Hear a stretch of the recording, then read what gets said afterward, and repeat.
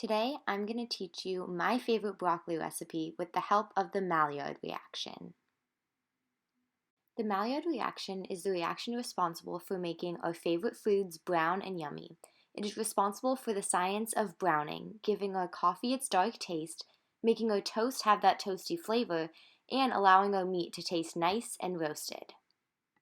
This delicious effect is the result of an array of many reactions that occur when proteins and sugars in and on your food are transformed by heat. This reaction was discovered over 100 years ago thanks to the French chemist Louis-Camille Maillard, whose paper in 1912 took a first stab at explaining what happens when amino acids react with sugars at elevated temperatures. This reaction begins when the carbonyl group of a reducing sugar reacts with an amino group on a protein or amino acid to release water and an unstable glycosylamine intermediate.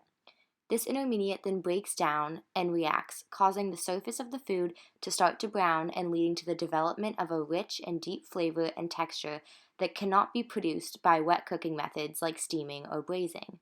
The flavors produced are characteristic meat, burnt, caramelized, or chocolate profiles that are desired by the food industry. It should be noted that this reaction is influenced by temperature, time, and pH conditions.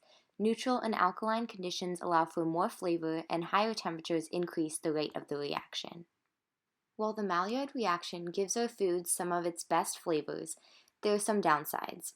It can produce dangerous byproducts such as cancer-causing acrylamide and furans in food, particularly in highly processed or burnt meats. Acrylamide forms from the reaction of the amino acid asparagine and reducing sugars such as glucose, which is the Maillard reaction common in foods such as French fries, potato chips, cookies, and toasted bread. These heavily processed foods are thought to contain milligram levels of acrylamide, which has led to increasing concern since recent research in animals have proved acrylamide to be toxic to DNA and potentially carcinogenic towards humans. However, since 2002, food scientists and the food industry have devised a multitude of ways to reduce levels of acrylamide and other health-concerning molecules, such as through the use of asparaginase, which breaks down the amino acid asparagine to reduce acrylamide levels, as well as running these reactions at slightly lower temperatures, which has also proven to be an effective way to decrease these harmful effects. The Maillard reaction that will be conducted today is using broccoli, which contains an array of different amino acids such as tryptophan and lysine, and the reducing sugars glucose and fructose. The Maillard reaction involves 3 overall steps. The first stage involves the sugar-amine condensation and the Amadori rearrangement. The reaction steps have been well defined and will be talked about in the mechanism later. The second stage involves sugar dehydration and fragmentation, as well as amino acid degradation via the Straker reaction. Finally, the third stage is the formation of heterocyclic nitrogen compounds. This is when browning occurs. Going further in depth with step 1, the reaction is initiated by the interaction between the carbonyl group of the reducing sugar with an amino group on a protein or amino acid to cause the release of water and an unstable glycosylamine intermediate. As we can see, the nucleophilic attack of the carbonyl causes the addition of the amino group, which then causes the collapse of the tetrahedral intermediate and the formation of a double bond with the nitrogen. The product rearranged further to form a simple glycosylamine.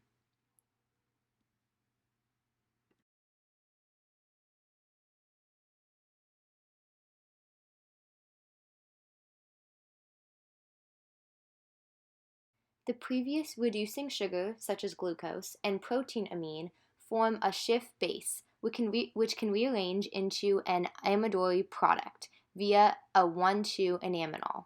The N-substituted glycosylamine then readily undergoes an Amadori rearrangement to produce 1-amino, 1-deoxy, 2 ketone products.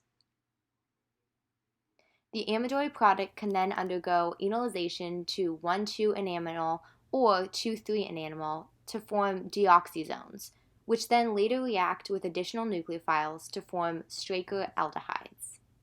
The steps in this intermediate stage are very complex and pH dependent, but are thought to involve sugar degradation, sugar fragmentation, and Straker degradation by free amino acids to form amines and Straker aldehydes.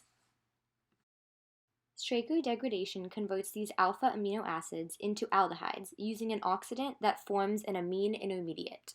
The final stage in the reaction involves aldehyde-amine polymerization reactions and alcohol condensation reactions to overall form melanoidins, which are large polymeric compounds that are responsible for the browning of foods. A common characteristic feature of melanoids is strong absorption in the UV blue range, which provides the familiar browning color to many baked and roasted foods. While the roasting of foods may seem like a simple transition, the underlying reactions involved are complex and multifaceted, and they can also be affected by many different factors, such as the type of reagents used, like the choice of sugars used, or the choice of amino acids used. Additionally, the temperature of the reaction affects the rate of the reaction, the pH conditions affect the rate of the reaction, and water activity does as well. The reaction I will demonstrate today is a Maillard reaction, which will avoid low pH conditions, is under intermediate water activity, and was set at high temperatures to ensure a faster reaction rate. I will be using broccoli as my main ingredient, which contains amino acids and sugars that have high reactivity that will undergo the Maillard reaction. While broccoli is the main contributor to this reaction, there will also be additional ingredients that will help for taste, including garlic cloves, olive oil, kosher salt, ground black pepper, grated lemon zest, freshly squeezed lemon juice, pine nuts, and grated Parmesan cheese. To begin the procedure, we will start by cutting the broccoli head into smaller florets to increase the surface area of the reaction. Next, the garlic is minced and olive oil is sprinkled on top along with salt and pepper. The olive oil will get hotter than evaporating water, which allows the veggies to brown more, and provides the veggies with a better texture. Oil acts as a medium in which the heat of temperature is delivered. If you wanted the reaction to occur faster, you can also add baking soda or egg whites, which are both very alkaline ingredients. If you are doing this reaction with meat, be sure to avoid marinades with acid, as they will not allow the reaction to work as well. The addition of salt will also pull out water-soluble proteins from the vegetable, which will aid in the Maillard reaction and help to turn the food more brown. This is similar to why people use the dry brining method on meat, to dehydrate the meat surface enough that its temperature will reach higher levels and allow the Maillard reaction to have more of an effect. After the broccoli was mixed, it was put onto a foil baking sheet and placed into the oven. Foil is a good heat conductor with a low specific heat, therefore it allows a better heat transfer to the broccoli. However, if foil was used to cover the vegetables or meat entirely, it could block the radiating heat from the oven and decrease the effect of browning, while also trapping excess moisture. When addressing the temperature of the reaction, the Maillard reaction has greatest effect at temperatures upwards of 300 degrees Fahrenheit or 149 degrees Celsius. I used 425 degrees Fahrenheit to achieve a more maximal browning effect in the given time constraints. Another interesting aside is that the oil used can affect the success of the reaction. Studies have suggested that the Maillard reaction between glucose and lysine form their unsubstituted pyrazine products better with olive oil than with canola oil or sunflower oil. Once the broccoli reached its desired browning, after about 25 minutes, it was allowed to cool and Parmesan cheese, lemon zest, along with lemon juice and pine nuts were added.